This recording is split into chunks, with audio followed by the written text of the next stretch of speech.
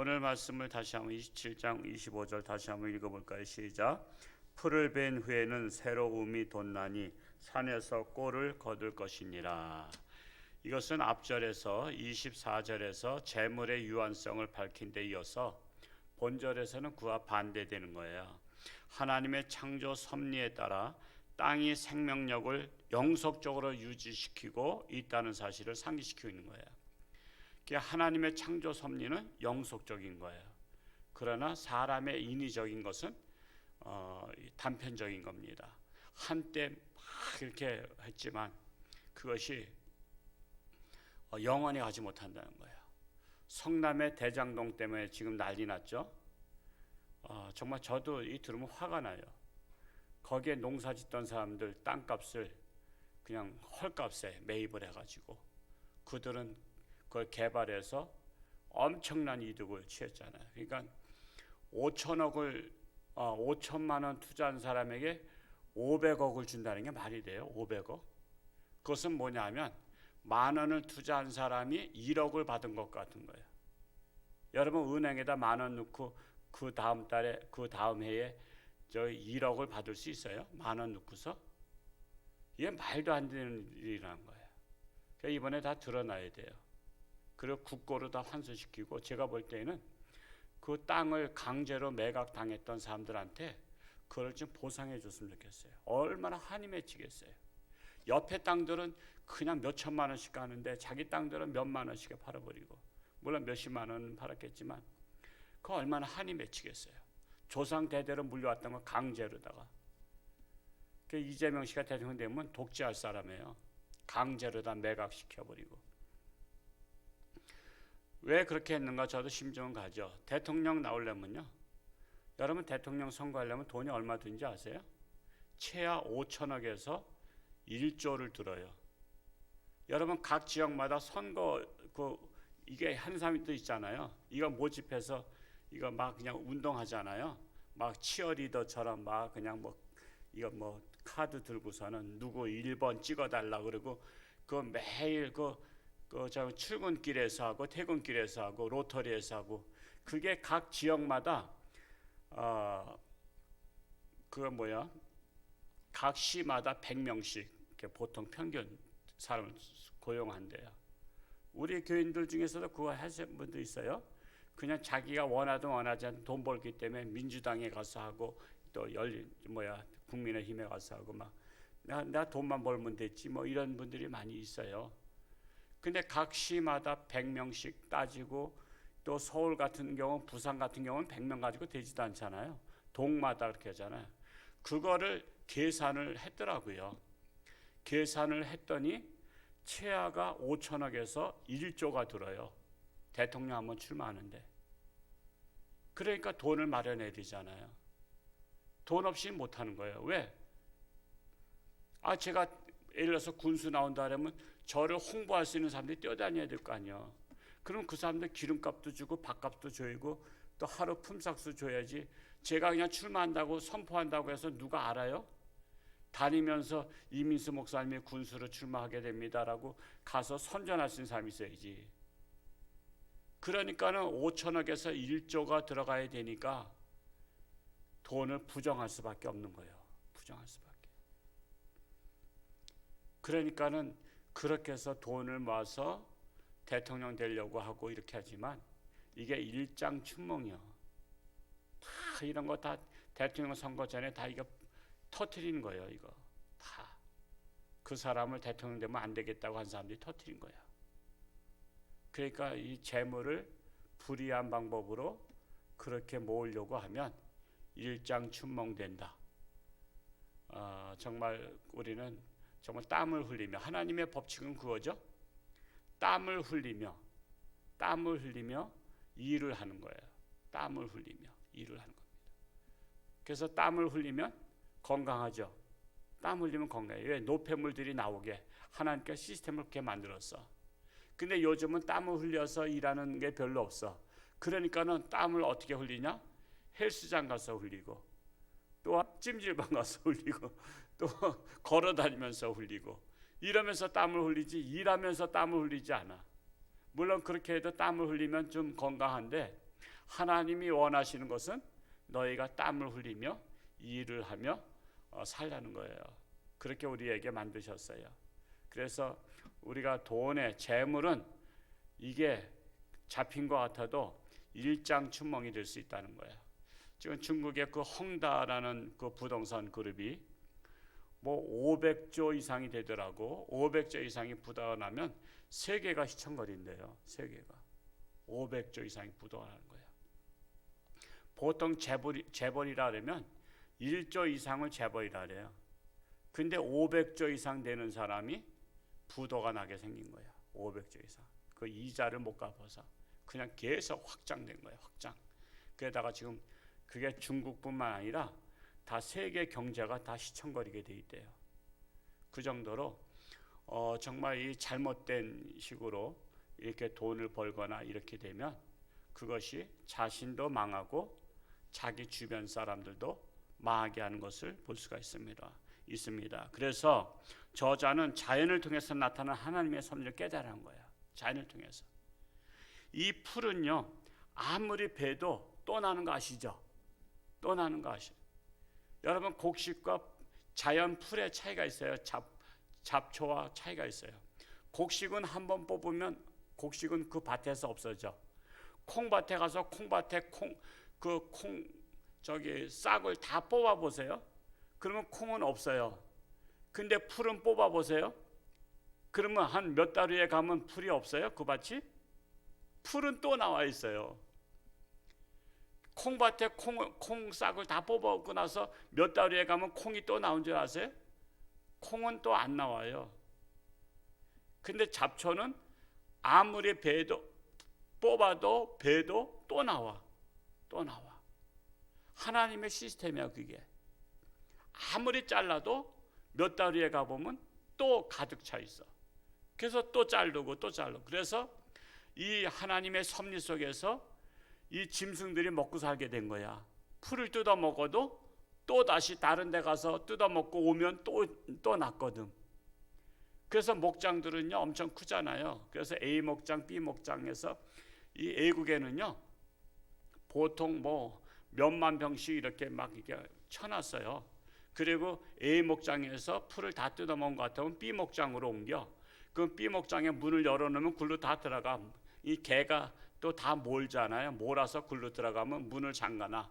그러면 거기서 또 한참 뜯어먹고 C 목장으로 또 옮겨. C 목장으로 옮겼다가 또 다시 A 목장으로 다시 원위치해. 그럼 벌써 풀이 다 자라 있어. 그러니까 먹어도 끊임없이 먹을 수 있도록 하나님께서 만들어 놓으신 거야. 근데 재물은 그게 아니에요. 그렇게 막 일어났다가 그것을 한번 망하면 지금은 일어나기 어려워요. 물론 일어나는 사람도 없지 않아 있긴 있어요. 근데 거의 다 일어나기 어려워요. 10중 8구가 일어나기 어려워요. 90%가 일어나기 어려워요. 일어난다는 것은 10%도 쉽지 않아요. 여러분 교회도 마찬가지예요. 교회도 지금 계속해서 지금 이제 그냥 가속도가 붙었어요. 교회가 지금 문 닫는 교회가 지금 삼각교회도 거의 다 문 닫아요. 월세도 유지가 안 되고 1년 이상 안 나왔기 때문에 교회를 안 다녀. 그냥 말대로 된 거야. 지금 통일부 장관이 원래는 그 주사파 출신인가 그래요. 어떻게든지 북한에 퍼주려고 하는 사람이에요. 작년에 4.15 총선 지나면 기독교를 손보겠다 그랬어요. 그건 나온 거예요. 구조조정하겠다고. 기독교를 줄이겠다는 얘기예요. 기독교인들을. 그 말 한마디가 그 사람의 숨은 뜻이 들어있는 거예요. 지금 그래서 엄청나게 지금 구조조정 당하고 있어요. 지금 교회가. 모든 삼각교회들 다 문 닫고 있어요. 교회 학교 다 없어졌어요. 학교에서도 교회 가지 말라 그러죠. 코로나 걸린다고. 이 코로나 때문에 지금 그래서 하나님께서 교회를 심판하고 있어요. 교회를. 세상을 심판하는 게 아니라 교회를 심판해요. 왜? 교회가 깨어서 기도하지 아니하면 교회를 심판해요. 지금 주의 종들을 심판하고 있어요. 어제도 저 도심리교회 와서 기도하고 왔는데 목회자들도 코로나 걸릴까 봐 안 와요. 코로나 걸릴까 봐. 그러니까 목회자부터 코로나 걸릴까 봐 안 오는 판인데 성도들이 코로나 걸릴까 봐 교회 오겠어요? 그러니까 이게 대단한 거예요. 이 새벽에 오신다는 건 대단한 거예요. 자랑스러운 거예요. 하나님이 기뻐하실 일이에요. 우리가 어떻게든지 예배를 드려야 돼. 예배를. 그래서 서울에 일부 예배 드리고 매주 체크한대요. 공무원들이 나와서 규격에 맞는가 그 사진 찍어가고. 그러니까 불안에 떨어가지고 교회가 예배를 못 드려. 그래도 제가 알고 있는 교회 목사님은 그 구기동에 있는 목사님은 아예 11시 예배를 8시 예배로 바꿨어. 8시 예배를 바꾸니까 8시에 다 와서 예배 드리고 가. 그러니까 11시에 늘 체크하러 오는데 보통 그렇잖아요. 일반 공무원들 11시 예배인 줄 다 알고 있잖아. 그러니까 8시 예배에서 9시 돼서 끝나고 다 가버리니까 11시에 오면 이제 저기들만 드리는 거야. 부교육자들하고 이제 장로님들이나 이제 그 직분자들만. 그러니까는 예배당은 한 1000석 되는데 그냥 와서 그냥 썰렁하게 드리고 있지. 일부 예배 때 다 드리고 갔지. 그러니까 공무원들이 와서 여기는 참 모범교회입니다. 이런데 모범교회입니다. 아 그렇게도 해야 될 거 아니야. 8시에도 예배 드리고 8시에도 온다면 새벽 5시에 하면 될 거 아니야. 그럼 공무원들이 새벽 5시에 나오겠어요? 우리는 5시에 새벽 예배를 주일 예배로 드립니다. 그래서 5시에 할 수 있잖아. 아 그때도 온다면 새벽 1시에 드리면 되잖아. 하나님을 뜨겁게 사랑하면요 1시 아니라 몇 시라도 할 수 있잖아요. 그렇게도 하는 거야. 작년에 우리가 그 성탄절날 20명 19명 예배 드리라고 그때 막 전국에 그랬잖아요. 그 우리 교회도 3명씩이나 나와서 나는 여기서 못 봤지만 집사람 밑에서. 그런데 예배를 우리가 8시, 9시, 10시, 11시 또 오후 2시 이렇게 했잖아요. 오후 예배 드렸잖아. 그랬더니 왜 이렇게 드리냐고. 이게 법적으로 하자 있냐고 제 집사람이 따지니까 할 말은 없는데 이렇게 드리면 안 됩니다. 그러면 한 번만 드리라는 얘기야? 한 번 드릴 때 공간에 19명이라 그러면 다른 예배 시간에 드릴 수 있는 거 아니에요. 여러분 그래서 그런 것들이요 어떻게 해서든지 교회를 타치하려는 거예요. 교회를 통제하려고. 통제. 그날 교인 우리 성도님들 오시기만 한다면 난 3시 예배 4시 5시까지도 할 수 있어. 왜? 목사가 하나님께 예배 드리다 죽는 한이 있어도 지치더라도 그 다음날 뻗더라도 10부 예배 제가 못 드릴 것 같아요? 사명 가지고 하는 거지. 성도님들이 온다고 하면 제가 왜 못 하겠어요? 안 오니까 못 하는 거지. 안 오니까 안 하는 거지. 그래서 나눠서라도 예배를 드리면 되는데 또 그렇게들 안 해. 그렇게 안 해. 그러니까는 교회가 죽을 수밖에 없는 거예요. 참으로 기가 막히고 코가 막힌 세상에 살고 있어요. 그래서 상식이 통해야 돼. 상식이. 하나님은 이 세상을 상식이 통하도록 만들어 놓으셨어요. 이 자연의 법칙은 하나님께서 상식적으로 만들어 놓으신 시스템이야. 그러니까 자연의 법칙대로 우리는 노력해서 우리가 부를 쌓아야 되고 부를 쌓은 것을 가지고 하나님 영광을 위해서 또 쓰임받고 그거잖아요. 돈이 왜 돈이에요? 돌고 돌아서 돈이다 그러잖아요. 돌고 돌아서. 돈은 나한테서 움켜쥐고 금고 속에 넣는 게 아니야. 돌고 돌게 하는 거야. 이 부자들이 모아서 가난한 자들한테로 고루고루 하는 거예요. 그런 식으로 이 돌고 돌아야 되는데 이걸 자기만 움켜쥐고 있다가 어떤 분들은 가끔 가다가 또 이런 아주 쇼킹한 사건들도 있어요. 자식들한테도 안 알려주고 돈을 벽에다가 구멍을 뚫어가지고 거기다 돈을 놓다가 자식들이 수리하다가 아니면 집을 팔았고 다른 사람이 수리하다가 거기서 나와. 또 구들장 밑에서 나오기도 하고 장판 밑에서 돈이 나오기도 하고 돈을 다 쓰지도 않고 이렇게 있다가 나오는 거야. 그래서 제가 먼저도 한번 얘기했습니다만 어느 교회 노 할머니가 돌아가시게 돼서 임종 예배를 드리는데 손을 꽉 쥐고 있어서 손을 펴드리려고 했더니 아직은 살아계시니까 손을 더 꽉 쥐시더래. 그래서 임종 예배 드리고 나니까 손이 딱 풀리더래. 그래서 손을 펴보니까 거기에 군반지를 끼고 있더래. 군반지를. 아니 그러면 얼마나 추해요. 돌아가시고 나면 내 것도 아니잖아. 제가 그 어느 간증책에서 읽은 거예요. 군반지를 꽉 쥐고서는 돌아가셨어. 차라리 돌아가시기 전에 군반지를 목사님한테 보이면서, 목사님, 제가 이제 임종을 앞두고 제가 가지고 있는 이 군반지 몇 돈을 하나님 앞에 바칩니다. 이것을 정말 어려운 분한테 이걸 팔아서 이거를 나눠주면 좋겠습니다. 그러면 목사님이 얼마나 감동을 받아서 그 다음 주일날 이거 얼마나 선전하겠어요. 우리 김집사님 돌아가실 때 군반지를 임종 예배 때 바쳐가지고 어려운 사람한테 도와주라고 이렇게 했다고 그러면은 그 얼마나 영광스러워. 그런데 그거를 갖다가 그냥 꽉 움켜쥐고 돌아가시면 그거 목사님 말도 못하잖아. 왜? 그러면 그분 망신 주는 거니까.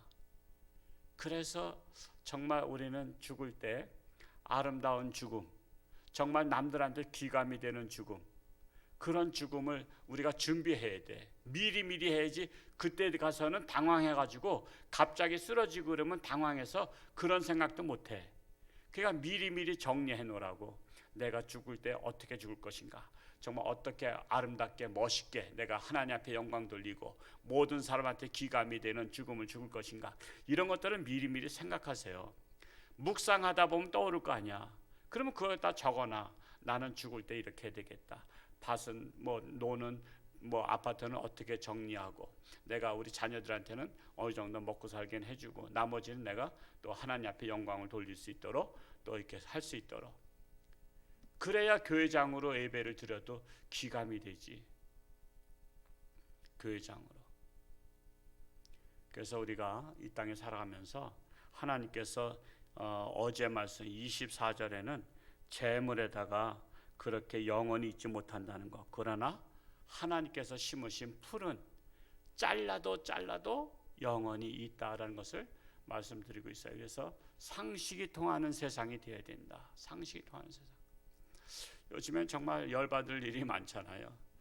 대통령께서도 지금 미국에 와서 유엔 총회에서 그 아무도 오지 말라는데도 와서 그냥 종전 선언을 할 수 있도록 해달라 하는데, 종전 선언하면 미군을 물러가게 해달라는 거예요. 미군을 물러가게. 우리는 북한하고 미군 물러가면 사이좋게 평화가 온다는 거예요. 근데 지금 북한은 지금 핵을 계속 더 만들죠. 핵에 그게 더 아주 그냥 더 정밀한 것을 만들고 있어요. 지금 그 실험을 했잖아요. 지난주에도 2발 순항 미사일인가 쐈잖아요. 종전 선언했다가는 큰일 나는 거예요. 말 같아서는 좋아 보이잖아요. 대통령께서도 그러신데, 또 아들은 재난지원금을 계속 받고 있어. 여당이 군수나 시장인 곳에 가서 계속 전시회를 한다라 가지고 재난지원금을 지금 토탈 2억 이상을 받았어. 그래서 뭐라 하려면 내가 세계적인 아티스트인데 내가 받을 만해서 자격 있어야 받는다 그래. 이게 얼마나 안타까운 일이냐면, 그냥 받을 만해서 받는 줄 알지만요, 예를 들어서 우리 교회가 장학금이 있어. 장학위원회가 있잖아요. 이 장학금이 많지는 않지만 근데 장학위원회 돈이 많아. 그래서 우리 학생들 중에서 선별해서 장학금을 주겠다고 했더니 다른 애들 다 떨어지고 제 아들이 신청한 것이 된 거야. 우리 아들이 지금 이제 신대원 다니잖아요. 그러니까 우리 아들 장학금 주고 다른 어려운 애들은 떨어졌어. 그랬더니 교인들이 막 설왕설래 하는 거야.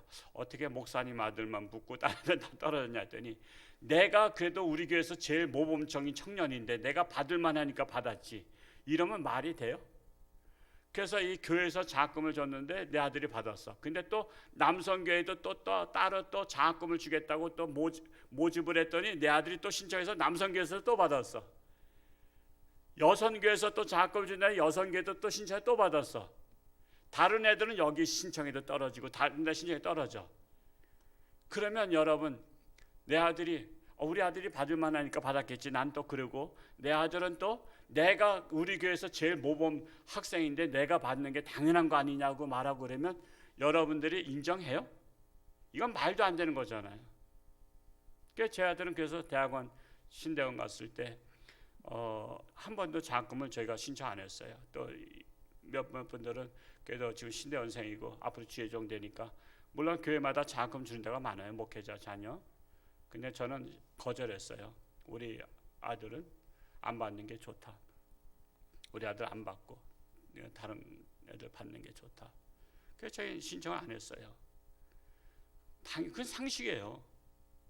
상식이라고요. 어려운 사람한테 줘야지. 담임 목사가 내 아들이라고 받게 하고 딴 데 가서 그렇게 받게 하면 되겠어요. 이것처럼 대통령의 아들이 가는 데마다 지금 재난지원금을 해서 지금 5번인가 6번째 받았어요. 가는 데마다 다 받는 거야.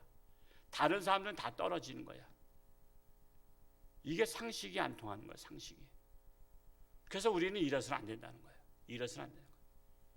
기독교 신앙은 더 가난하고 소외되고 더 인정받지 못하고 버림받고 관심도 없는 사람, 그런 사람들을 발굴해서 그런 사람들을 위로하고 도와주고 격려해주고 그들에게 소망을 줘야 되는 거예요.